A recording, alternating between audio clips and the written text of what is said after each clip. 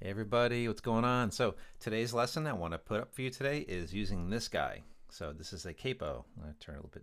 That's the brand that I use, Kaiser. Tons of different kinds of capos out there you can use. And basically what the capo does, it replaces the nut on the guitar. So you can actually play the chords that you would normally play within the first 3 frets up in a different location. So today I'm going to choose the chords C, F, and G and play them in a different location on the neck once we go through the main locations that we know. So it gives you an option to actually expand out and play the chords in a different location if you play with more than one guitar player or just 2 guitar players. One person can play the regular chords, the next person can play the capo chords, and the blend of those two things together sound great. It also works great for recording. So if you want to change the sound of a chord, you can use the capo real quick, put it on, play the chord in a different location of the neck. You get a different kind of timbre, different kind of sound. So it really kind of creates a nice blend for recording and giving, so the guitar tracks a bit more interest. So without further ado, let's jump into the score. And here we have the regular C chord, my F chord with the C in the bass. This is a chord form. You could play a full-on bar chord if you know that. You can totally do it that way. It's up to you. And the G chord. So let me do this a little bigger if I can. Come on, chords. There we go. So regular C chord, you can see the notes are C, E, and G. That spell your C chord, your F chord with the C in the bass. The C is in the bottom of the chord. And then you have your F, A, and C notes, which spell out the F chord. And good old G chord here. So, and G, B, D gives you the spelling of the G chord.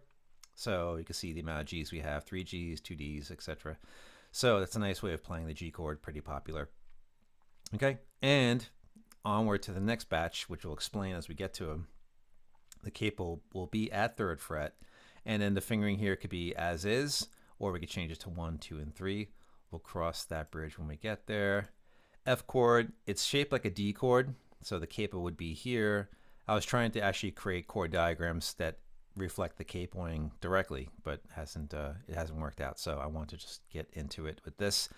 This is a funky fingering. I'll show you what that's all about when I do the demonstration of playing these. So that's the F chord. We'll discuss that in a minute. And this G chord. So you could do the full-on G chord, but with the capo at 3rd fret, that defeats that scene. This would be a fingering that you could use, or you could do fingers 2, 3, and 1, which looks like an E chord. So we have an A shape, a D major shape, and an E major shape for these other locations, okay? And back to the C chord, which is the same as the first one. All right, so I'll play you through the beginning part of this particular chart. It's really short.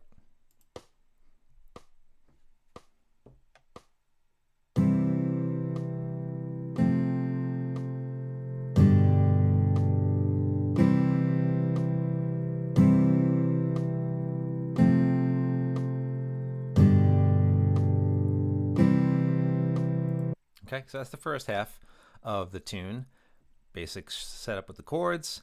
And now to get ready for the next section, I'm going to stop this for a second and show you on the guitar what the deal is with that. So the shapes look really funny. So first I'll demonstrate how to play those without the capo. And you could do it that way too if you want.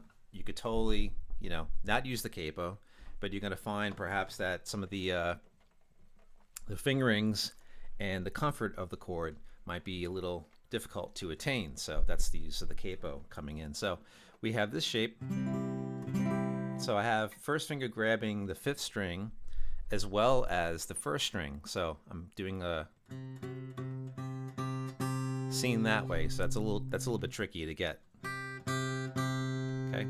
So I'm just kind of picking out the 5th string and the 5th string and the 1st string.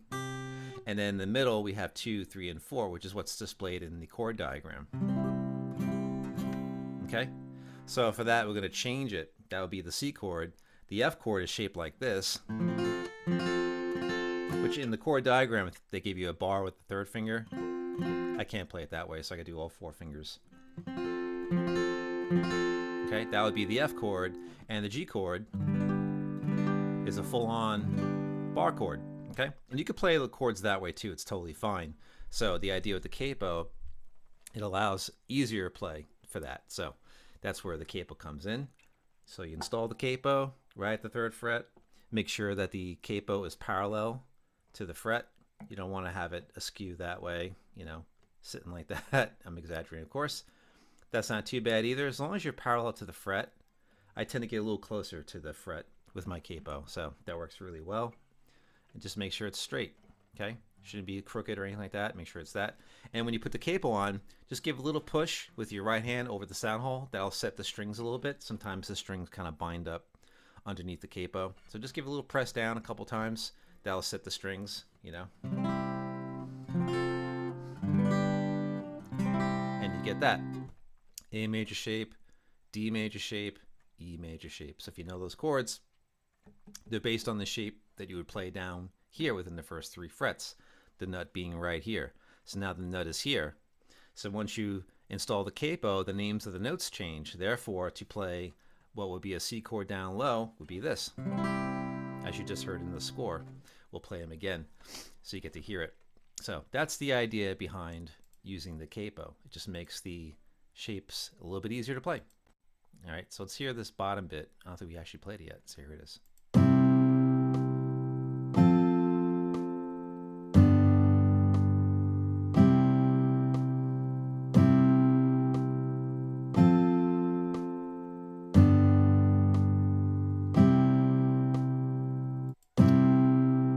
All right, so that's the idea there.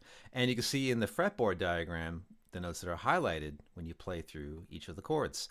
So C, E, and G spell out a C chord, right? The F chord, when you get in there, there it is. You get the F, you got the C, the F, and the A. So this little bit right here looks like a D chord with the capo at the 3rd fret, grabbing that 3rd fret note. So you have basically your open strings are here when you don't fret anything past that. This will be the 1st fret, this will be the 2nd fret, this will be the 3rd fret, okay? Because again, the capo replaces the nut, which would be down here. These are your open strings, all right? So that's why we have it set up at 3rd fret, because we want to grab that C chord, the F chord, and the G chord, and then have the shapes that correspond to that, right? So that's your F chord diagram. Back to the C, everything highlighted, C, G, C, E, G. Get to the G chord. This looks like an E major chord, okay? So we got the G open string, which is of course the capo note. You don't play anything on it. 2nd fret, 2nd fret, 1st fret, open, open, right? Because again, the capo replaces the nut, so these are your open strings. So we have our G chord. The G is the root, D, G, B. So G, B, and D spell out your G chord.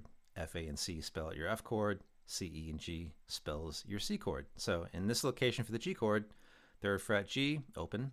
2nd fret D, 2nd fret G, 1st fret B, open D, open G, okay?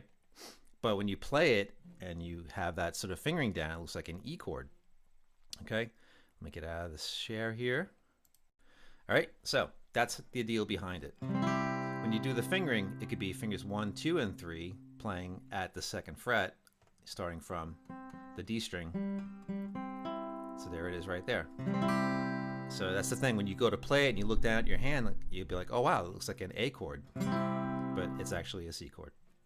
F chord, now if you look at that, it looks like a D chord, which is what you would play down here, right? So, but when you do that shape up here with the capo installed, you get the F chord. And lastly, G chord, but it looks like an E major chord, okay? 2,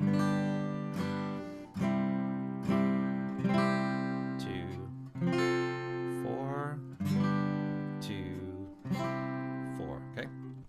So there it is.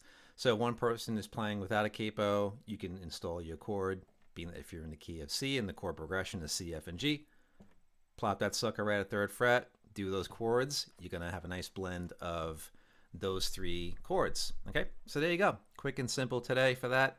Make sure again your capo is parallel to the fret, don't have it crooked.